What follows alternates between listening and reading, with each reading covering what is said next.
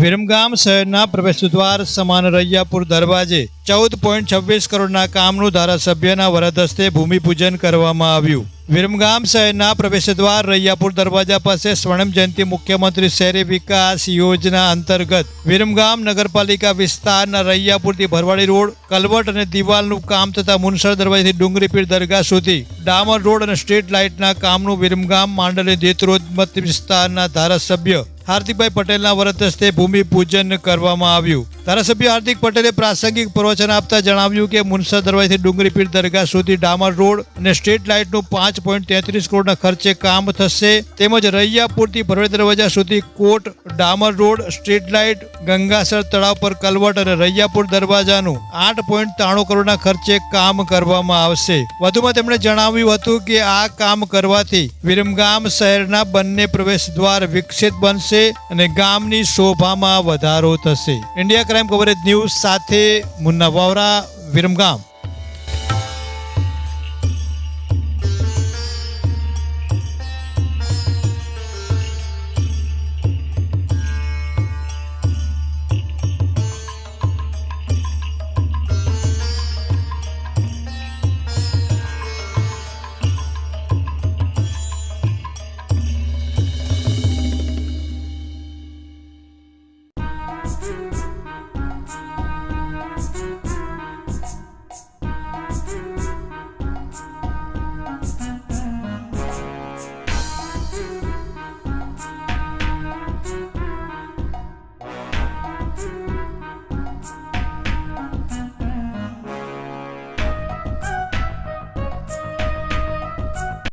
આપણા લોકલાડીલા યુવા અને ઉત્સાહી ધારાસભ્યના માર્ગદર્શન હેઠળ સૌથી પહેલા આપણે કામ નક્કી કર્યું અને ગુજરાતમાં સૌથી પહેલા આગવી ઓળખની જે સરકારે જાહેરાત કરી હતી એક કામનું આયોજન કરીને સૌથી પહેલી આપણે મંજૂરી લીધી.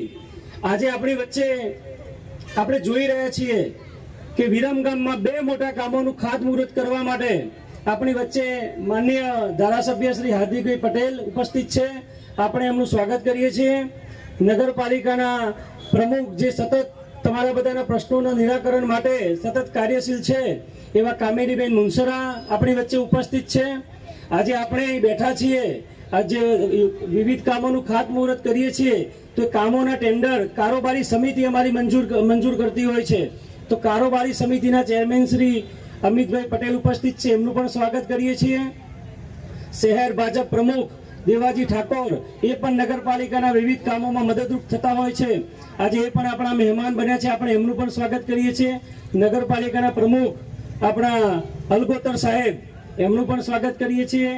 મંચસ્થ અન્ય તમામ મહાનુભાવો અને મોટી સંખ્યામાં ઉપસ્થિત નાગરિકો, પત્રકાર મિત્રો અને આ જે કામ છે એ યોજનાનું કામ કરનાર એજન્સીના પ્રતિનિધિશ્રીઓ. ને વધાવીએ. ભારતીય સંસ્કૃતિ પ્રમાણે મહેમાનોનો આતિથ્ય સત્કાર થઈ રહ્યો છે. ત્યારબાદ વિરમગામના પ્રમુખ આઈસ્ક્રીમ ખાઈને પછી છૂટા પડીશું. 5-10 મિનિટ માટે બેસશું આપણે.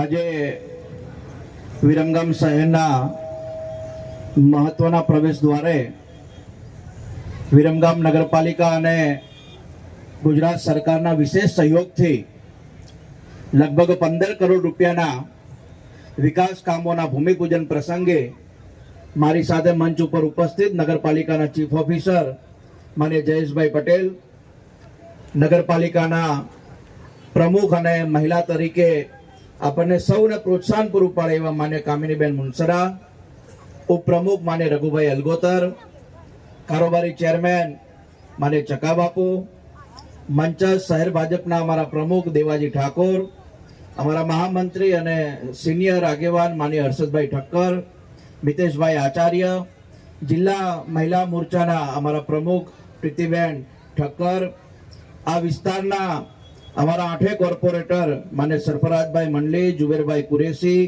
જિલ્લાનીભાઈ, મુસ્તાકભાઈ, જેબુનિસાબેન, જુબેદાબેન, અફસાનાબેન, અમારા રણજીતભાઈ ડોડિયા, મંચસ્થ સૌ આગેવાનો, યાસીનભાઈ, અખ્તરભાઈ અને મોટી સંખ્યામાં ઉપસ્થિત આ વિસ્તારના સૌ ભાઈઓ બહેનો અને વિરમગામ શહેરની હંમેશા ચિંતા કરતા સૌ યુવાન સાથીઓ, વડીલો, આપ સૌનું આજના કાર્યક્રમમાં હૃદયના ભાવથી હાર્દિક સ્વાગત કરું છું, સૌને વંદન કરું છું.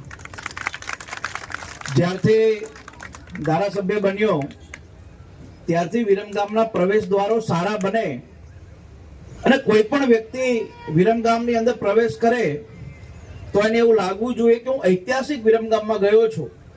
એવા ભાવ સાથે આજે આ 15 કરોડના કામનું આપણે ભૂમિપૂજન કરી રહ્યા છે. રયાપુરથી લઈને ભરવાડી દરવાજા સુધી સ્ટ્રીટ લાઇટ સાથે ડિવાઈડર વાળો આ રસ્તો, અને વર્ષોથી તમે હું નાના હતા ત્યારથી એ સાંભળતા કે વિરમગામના 5 કોટ કહેવાય, 5 દરવાજા કહેવાય, આટલો ઐતિહાસિક ગઢ કહેવાય, એનો વિકાસ કેમ અત્યાર સુધી થતો નથી? આનું કંઈક કરવું જોઈએ. આવી ભાવના હું હોય કે તમે હોય કે હિન્દુ હોય કે મુસ્લિમ હોય, દરેકના મનની અંદર વિરમગામના ઇતિહાસ માટેની આ એક ભાવના હતી. અને રાજ્ય સરકારને વિનંતી કરી નગરપાલિકા જોડે સંકલન કર્યું અને આપણે 2 દરવાજા અત્યારે રયાપુરનો દરવાજા અને ભરવાડી દરવાજા, આ બંને દરવાજાને પુનઃનિર્માણ કરીને આ બંને વચ્ચે આવતો જે ગઢ, જે કિલ્લો છે, એને ફરીથી બનાવીને વિરમગામના પ્રવેશ દ્વારે જ્યારે કોઈ આવે તો એને એવું લાગે કે હું ખરેખર વાયા વિરમગામમાં નહીં પણ વિકસિત વિરમગામમાં પ્રવેશ કર્યો છે. ભાવ સાથે આજે આપણે આ ભૂમિપૂજન કરી રહ્યા છીએ. સાથે જ વિરમગામનો એકમાત્ર એવો પ્રવેશ છે કે જો કોઈ કારણસર બંધ થઈ જાય તો વિરમગામમાં આવવાનું એન્ટ્રી બંધ થઈ જાય. એટલે ગંગાસર ઉપર આવેલું આ આપણો નાનો એવો બ્રિજ, પુલ, મેં માને જયેશભાઈને કીધું, મેં તો આમ તો બહુ મોટા મોટા બ્રિજ અમે મંજૂર કર્યા. રયાપુરનો બ્રિજ મંજૂર કરાયો, સોકલીનો મંજૂર કરાયો, સચાણાનો કરાયો, કુકતા ફાટકનો કરાયો, બધા 100 કરોડના ખર્ચે કરાયા. પણ આ એક નાની જગ્યા છે, આને આપણે ખાલી એક નાનું નાળું બનાવવું નથી. તો મને કે શું કરવું જોઈએ? મેં તો આને પહોળું કરવું છે અને કેબલ બ્રિજ જે આવે છે એ સ્ટાઇલમાં આપણે આ પ્રવેશ દ્વાર આપણે કરવો છે. એટલે 8 કરોડ રૂપિયાની અંદર આજે આપણે નાળું છે એને કેબલ બ્રિજની સ્ટાઇલમાં, એટલે કે સારું દેખાય એ પ્રકારે 8 કરોડ રૂપિયામાં આપણે એનો સમાવેશ કર્યો છે. સાથે જ્યારે દબાણ હટાવવાની શરૂઆત થઈ તો આખા વિરમગામની અંદર પહેલું એવું ધાર્મિક સ્થાન હતું રામમહેલ મંદિરની જગ્યા. અમે બાપુને વિનંતી કરી, હિતેશભાઈને મેં મોકલ્યા કે તમે રામકુમારદાસ બાપુને કહો કે આ રસ્તો આપણે ડિવાઈડર વાળો કરવો છે.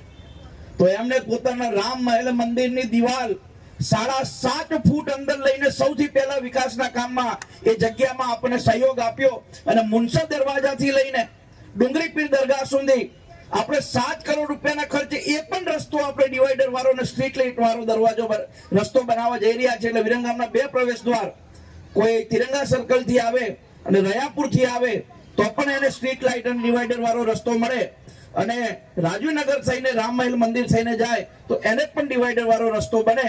એ પ્રકારની વ્યવસ્થા આજે આપણે ભૂમિપૂજનના માધ્યમથી કરી રહ્યા છીએ. વિરમગામની અંદર 2022ની ચૂંટણી હતી. એપીએમસી માર્કેટની અંદર એક ડિબેટનો કાર્યક્રમ હતો, એક ન્યૂઝ ચેનલ આવેલી, અને વિપક્ષના ધારાસભ્ય એટલે કે એ વખતના ધારાસભ્ય એવું કહેતા કે હું છેલ્લા 6 મહિનાથી સરકારને રજૂઆત કરું છું કે વિરમગામનો જે ટાવર છે એ ટાવરની અંદર ઘડિયાળ બદલે અને ડંકા વાગે, ફરીથી ઘંટ વાગે એવું કંઈક કરવું છે. એટલે મેં એ વખતે કીધેલું કે ઘડિયાળ બદલવા તો લાખ રૂપિયાનો ખર્ચો થાય, ધારાસભ્ય મજબૂત હોય તો લાખ રૂપિયા ઘરના કાઢીને ઘડિયાળ નાખી દેજો વિરમગામની ચિંતા હોય તો. પણ એ વખતે કાંઈ ન થયું. પણ જોગાનું જોગ તમારા આશીર્વાદથી, તમારા સૌના સહયોગથી ગુજરાતની અંદર સૌથી નાની ઉંમરના ધારાસભ્ય બન્યા પછી ખાલી ઘડિયાળ બદલવાનું સૌભાગ્ય મને નથી મળ્યું, આખું 50 લાખનો નવો ટાવર બનાવવાનું સૌભાગ્ય મળ્યું. અને દર કલાકે ઘડિયાળની અંદર ઘંટ વાગે એ પ્રકારની વ્યવસ્થા અત્યારે આપણે ત્યાં કરી છે.